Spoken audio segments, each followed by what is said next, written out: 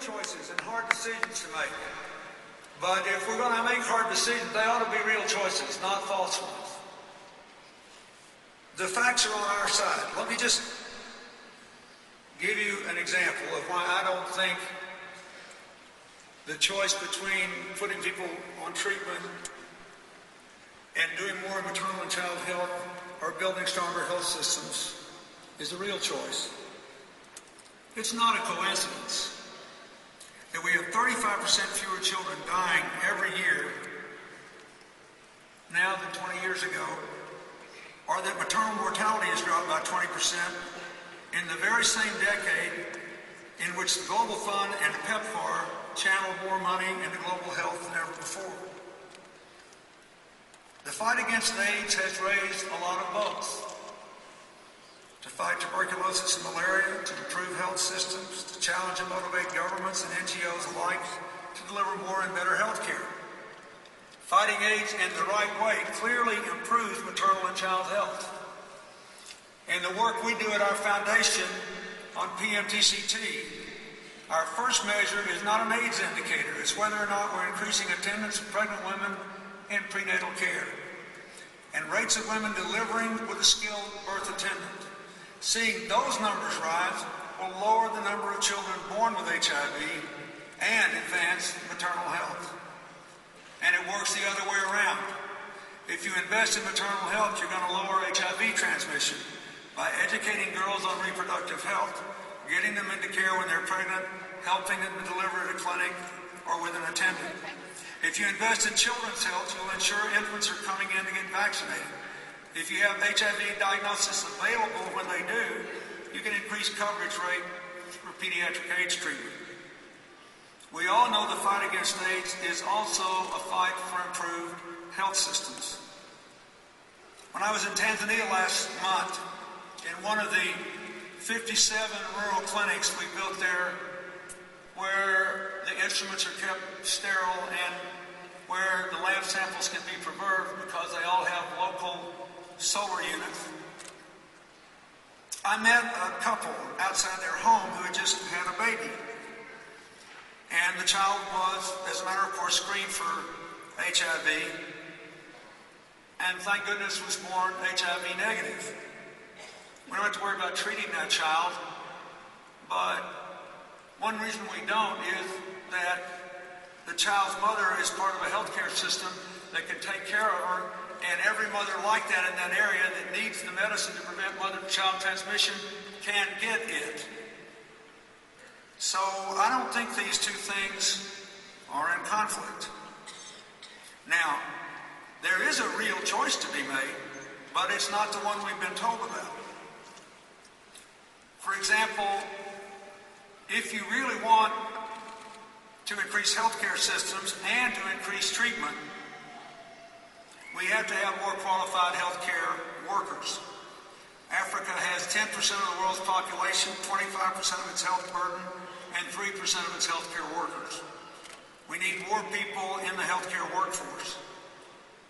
Specifically, we need people who can do good work at lower cost over a wider geographic range than doctors can do alone in poor countries, or than doctors or nurses can do alone.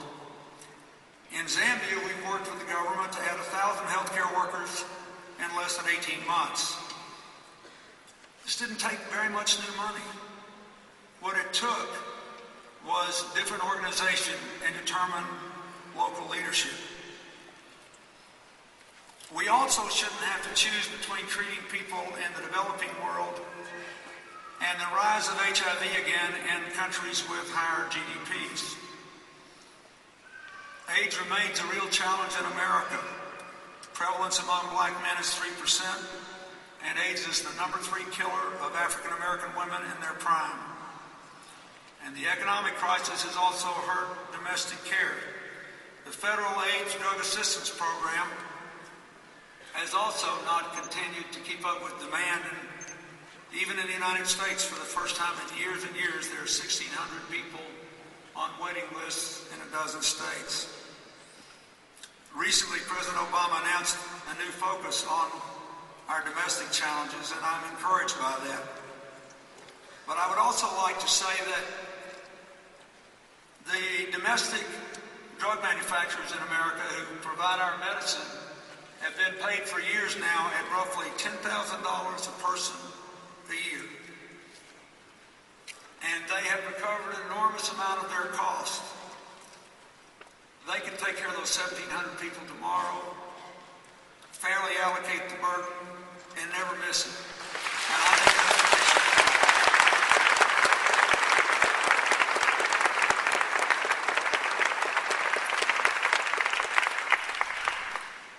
Now,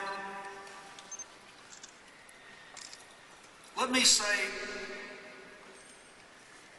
of course, we should do the things I said, and of course they will require some more money. But I think there is another false choice that it would be easy for us to avoid. We also have to change the way we do what we do. The world is awash in trouble. It is easy to rail at a government and say, why doesn't the government give us more money when they're giving somebody else money? But the government gets its money in most of these countries from taxpayers who have lower incomes today than they did 2 years ago. So if we're going to make this case, they have to believe that we're doing our job faster, better, and cheaper. And then we have the moral standing to go ask people to give us more money. So I want to offer a few observations on that.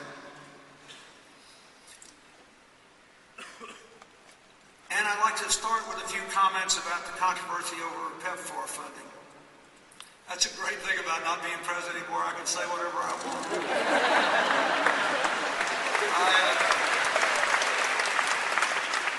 Of course, nobody cares what I say anymore, but I can say it. I really do want to talk you through this. A couple of months ago, Bill Gates and I were invited to testify together before the Senate Foreign Relations Committee on President Obama's proposal developed by the State Department, by Hillary and our new AID director, to invest more money in building health systems around the world. And both of us said in different ways that we supported the legislation, but we didn't think the AIDS funding should be held down. And we made most of the arguments I just made to you. But let me just talk a little bit about what happened and offer some observations on what to do. First of all, I completely understand why the advocates for greater AIDS funding have loudly protested. But I do not think it is either fair or accurate to say the president has gone back on his promises as if this was a callous walking away. When he signed that proclamation, that petition saying he could support greater AIDS funding, it was before the American economy led the world into the worst financial crisis since the Depression. Since then, he has tried to keep his commitments. Even I read all the right-wing tabloids and blogs at home, all of his, even his worst critics will admit that he tries to keep his commitments. That's why they don't like him, because they disagree with what he's doing. But in the last year and a half, we have passed a massive financial stimulus bill, dramatic increases in investment in alternative energy, lowered the cost of a college education by providing direct loans. Just the other day, financial regulation to stop these excesses from occurring again, and a sweeping reform of American health care. This is a man who tries to keep his commitments. The budget reflects what they believe was the limit that Congress had put on overall health care assistance spending. And the pressure the United States